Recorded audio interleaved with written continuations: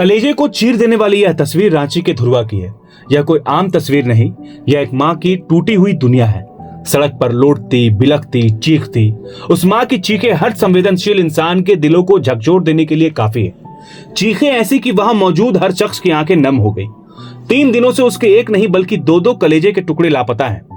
न जाने वे इस वक्त किस हाल में है, जिंदा है भी या नहीं, इस सवाल ने माँ की सांसें तक छीन ली है। यह तस्वीर रांची के धुर्वा की है, जहां 2 मासूम बच्चों के लापता होने के बाद पूरे इलाके में मातम पसरा हुआ है। मामला शुक्रवार 2 जनवरी का है, जब अंश और उसकी छोटी बहन अंशिका घर से निकले थे। अंश की उम्र महज 5 साल और अंशिका सिर्फ 4 साल की है।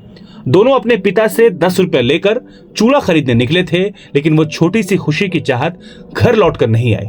उस दिन के बाद से घर की चौखट सूनी है और माँ की गोद हमेशा के लिए वीरान हो गई है।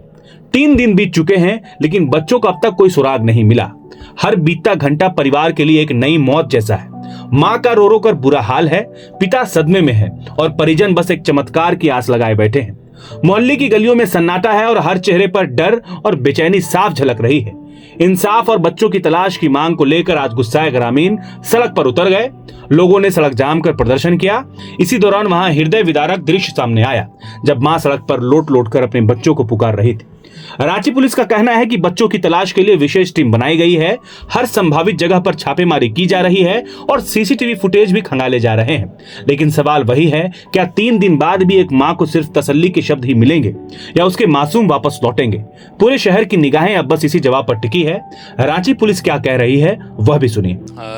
2 बच्चे विगत 3 दिनों से अधिक समय से लापता है और यहीं धुर्वा केसी बस्ती के रहने वाले वो दोनों बच्चे थे।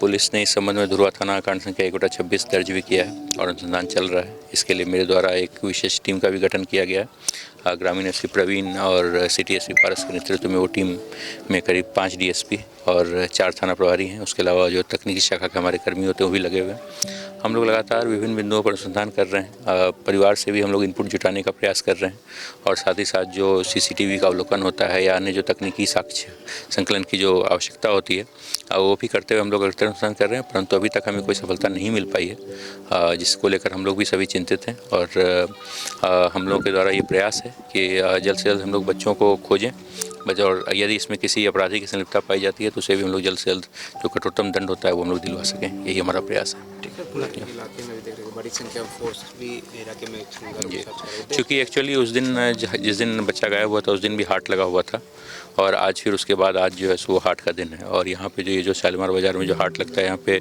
दूर दराज से लोग आते हैं सब्जी बेचने के लिए और अन्य फल इत्यादि बेचने के लिए।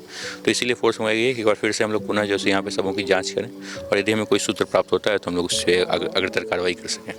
कोई पुरानी रंजिश, कोई दूसरे लोगों से कोई जमीन का विवाद, पड़ोसी से विवाद, मोहल्ले से विवाद? नहीं, कुछ भी नहीं। क्या हुआ? जैसे वो उसको हम आए दुकान से घर पर, तो उसको जैसे हम भेजे थे उसको पैसा दे के उसको कि जाओ बिस्कुट खरीद के लाओ, उसी टाइम हो गई।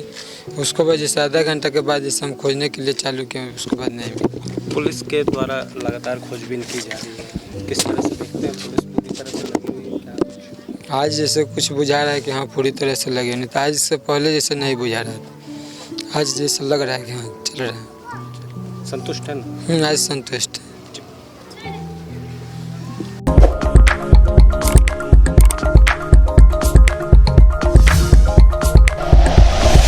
Like and share videos, subscribe करें हमारा चैनल और प्रेस करें बेल आइकॉन। News 11 भारत, सच है तो दिखेगा।